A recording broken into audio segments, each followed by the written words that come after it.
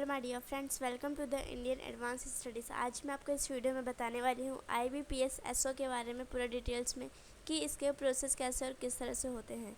उससे पहले मैं आपको बताना चाहूँगी कि IAS पेपर एक एक्सक्लूसिव और ऑफिशियल वेबसाइट है जहाँ पर आपको इससे रिलेटेड सभी इंफॉर्मेशन, अपडेट्स, नोटिफिकेशंस आपको सबसे पहले मिलेंगी। तो फिर हम यहाँ पर पहले सर्च करेंगे। सर्च करते ही हम फर्स्ट वाले वेबसाइट पर क्लिक करेंगे। क्लिक करते हैं, यहाँ पे न्यू टैब में ओपन हो गए हैं जहाँ पर लिखा है IBPS SO recruitment 2022 notification, vacancy, application dates, eligibility and salary. आज मैं आपको इस वीडियो में इन सब के बारे में पूरा डिटेल्स में बताऊंगी स्टेप बाय स्टेप। यहाँ पे टेबल ऑफ कंटेंट दिया गया है, जैसे कि अगर किसी भी टॉपिक के बारे में अगर आपको जानना, जैसे कि व्हाट इज़ IBPS SO या फिर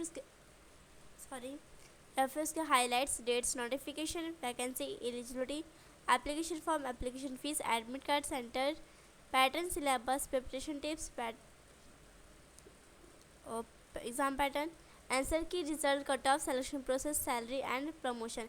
इन सब में से अगर आपको किसी भी टॉपिक के बारे में जानना हो तो फिर आप उस टॉपिक पर क्लिक कीजिएगा, आप न्यू पेज में ओपन हो जाएंगे। यहाँ पर लिखा है what is IBPS SO। IBPS SO क्या है, किसने स्टार्ट किया, कब स्टार्ट किया और इसमें कितने वैकेंसीज है, कितने पोस्ट हैं, उन सब के बारे में यहाँ पे दिया गया है। फिर उसका हाईलाइट्स है, जैसे कि name of the exam, full form of IBPS SO, exam level, conducting body, official website, frequency, board, post name, mode of exam, language, exam duration, mode of application and application fees. ये सब highlights में आते हैं। Highlights में सब दिया गया है, आप यहाँ पे देख सकते हैं। फिर यहाँ पे एग्ज़ाम डेट्स है, जैसे कि नोटिफिकेशन कब आएगा या फिर एप्लीकेशन फॉर्म स्टार्ट कब होगा, इसका लास्ट डेट कब है, एडमिट कार्ड कब आएगा, प्रीलिम एग्ज़ाम कब होगा या फिर इसका रिज़ल्ट कब आएगा, मेन एग्ज़ाम कब होगा। जब भी आएगा तो फिर आपको इस वेबसाइट के थ्रू आपको पता चल जाएगा।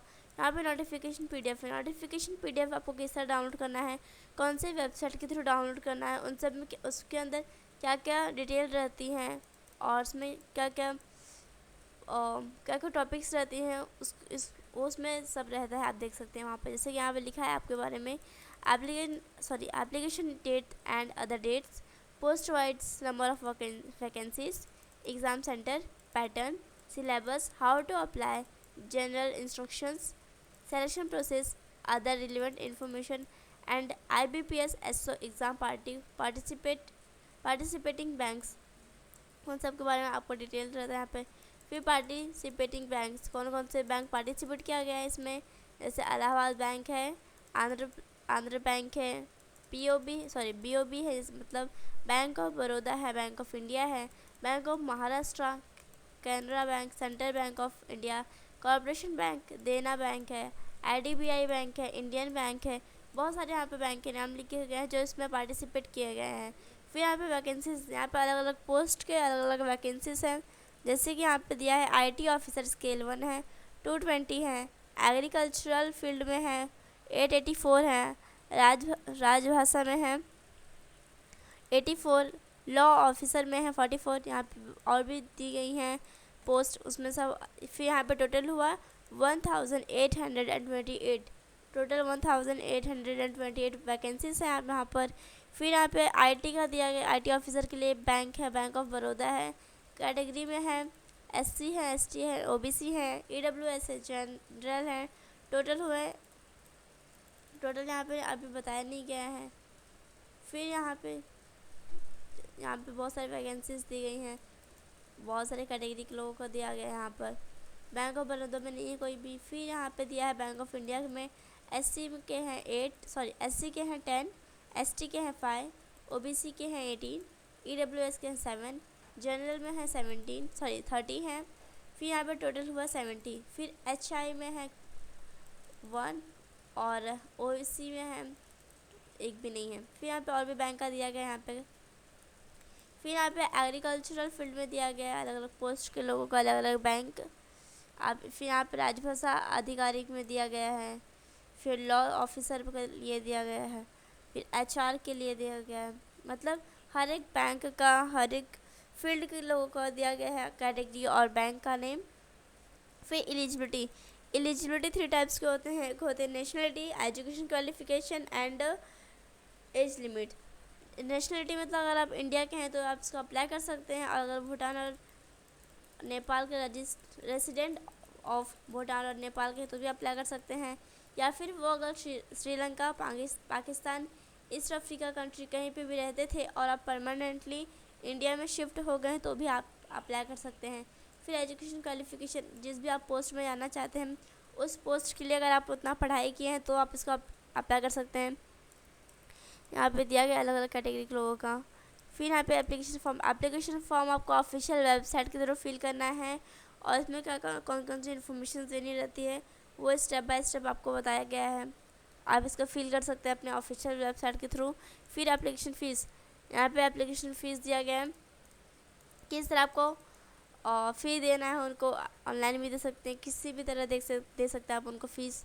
फिर यहाँ पे एडमिट कार्ड आपको एग्ज़ाम को 10-15 डेज़ बाद में आएंगी, पहले आएंगी, और आपको ऑफिशियल वेबसाइट के थ्रू उसको देख सकते हैं। अगर आपने एडमिट कार्ड अपना देख लिया तो फिर आप इसका प्रिंट आउट भी निकाल सकते हैं। फिर एग्ज़ाम सेंटर, आपका एग्ज़ाम सेंटर कहीं पर भी जा सकता है, जैसे कि पोर्ट ब्लेयर है, गुवाहाटी है, सूरत है, श्रीलंका है, श्रीनगर है, पुणे है, इलाहाबाद है, कहीं चेन्नई, कहीं पे भी आपका सेंटर एग्ज़ाम का जा सकता है। फिर यहाँ पे एग्ज़ाम पैटर्न दिया गया है, जैसे रीजनिंग का है 50 क्वेश्चन है, 25 मार्क्स के, एंड आपको टाइम 40 मिनट्स मिलेंगे। फिर इंग्लिश लैंग्वेज का है 50 क्वेश्चंस, 50 मार्क्स एंड 40 मिनट्स। यहाँ पे वैसे और भी सब्जेक्ट का दिया गया, आप वहाँ पे देख सकते हैं। फिर यहाँ पे मेन एग्ज़ाम पैटर्न दिया गया है, यहाँ पर प्रोफेशनल नॉलेज का है 60 क्वेश्चंस, 60 मार्क्स एंड आपको टाइम मिलेगा 45 मिनट्स का। यहाँ पे अलग अलग पोस्ट के लोगों का दिया गया है। फिर यहाँ पे एग्ज़ाम सिलेबस क्या क्या एग्ज़ाम में आएगा, कौन कौन से सिलेबस आपको पढ़नी है, जैसे कि रीजनिंग एबिलिटी में है, जनरल इंग्लिश में है, क्वांटिटेटिव है, जनरल अवेयरनेस, ये सब उसके सब टॉपिक्स है, आपके लिए बहुत ही ज़्यादा इंपॉर्टेंट है। फिर यहाँ प्रिपरेशन टिप्स, किस तरह आपको हर एक सब्जेक्ट के लिए प्रिपेयर करना है, क्या क्या चीज़ें आपको करनी है, क्या कौन कौन सी चीज़ें आपको नहीं करनी है एग्ज़ाम के लिए, उन सब के बारे में यहाँ पे दिया गया है। इंग्लिश के लिए दिया गया है, क्वांटिटेटिव के लिए, जनरल अवेयरनेस के लिए। फिर मेन प्रिपरेशन टिप्स के लिए यहाँ पे दिया गया है। फिर आंसर की एग्ज़ाम के बाद और रिज़ल्ट के पहले आता है चेक करने के लिए, आपको ऑफिशियल वेबसाइट के थ्रू इसको चेक करना है। अगर आप अपना कट ऑफ अपना अगर आंसर की देख लिए हैं तो आप इसका PDF भी बना सकते हैं। फिर यहाँ पे रिज़ल्ट दिया गया है, रिज़ल्ट एग्ज़ाम को कुछ टाइम बाद आता है, उसमें क्या क्या आपको फिल करना रहता है दिया है। स्कोर कार्ड है यहाँ पर, name of the candidates, mark obtained in different section, maximum दिया है, फिर कट ऑफ स्कोर है, कैंडिडेट्स है, फिर रोल नंबर दिया है, रजिस्ट्रेशन नंबर, फिर post applied for by the candidate. फिर यहाँ पर कट ऑफ मार्क्स दिया गया है अलग अलग कैटेगरी के लोगों के लिए, जैसे यहाँ पे है मार्केटिंग ऑफिसर के लिए है, जनरल के लिए है 53.30, OBC के लिए है 51.90, SC के लिए है 47.35, ST के लिए है 38.50, HI के लिए है 33.70, OC के लिए है 39.40 एंड VI के लिए अभी अनाउंस नहीं किया गया है। फिर यहाँ पे सिलेक्शन प्रोसेस, अगर प्रीलिम एग्ज़ाम, मेन एग्ज़ाम और इंटरव्यू में अगर अपने पास हो गए हैं अच्छे नंबर से तो आप इसको अप्लाई कर सकते हैं, तो फिर आप इसमें सेलेक्ट हो जाएंगे। फिर यहाँ पे ऑथर दिए, कौन से ऑथर की बुक आपको पढ़नी है, कौन सी बुक्स पढ़नी है आपको, उसके लिए दिया गया, जैसे क्वांटिटेटिव का दिया है। फिर यहाँ पर टीच योरसेल्फ है, फिर यहाँ पे दिया है बेस्ट बुक्स दिए हैं, बेस्ट ट्रिक दिए गए, क्वांटिटेटिव है। फिर DI है, डाटा इंटरप्रिटेशन यहाँ पे दिया है, बहुत सारी बुक्स दी गई हैं, और यहाँ पे ऑथर का नेम दिया गया है कि आपको यही बुक पढ़नी है। फिर सैलरी एंड बेनिफिट्स, अलग अलग पोस्ट के लोगों का सैलरी दिया गया है। यहाँ पे इन हैंड सैलरी 1 है, फिर यहाँ पे इन हैंड सैलरी 2 है, यहाँ पर अलग अलग पोस्ट के लोगों के लिए है यहाँ पर।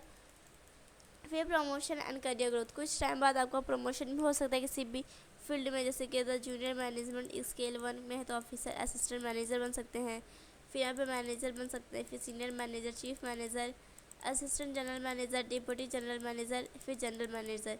इन सब में से अगर आप किसी भी फील्ड में आप जा सकते हैं। फिर यहाँ पे कुछ FAQ क्वेश्चंस दी गई हैं जो आपके लिए बहुत ही ज़्यादा इंपॉर्टेंट है, इसकी लिंक डिस्क्रिप्शन में दी गई हुई है, आप वहाँ पे आके चेक कर सकते हैं ये। So thank you so much for watching my video, thank you.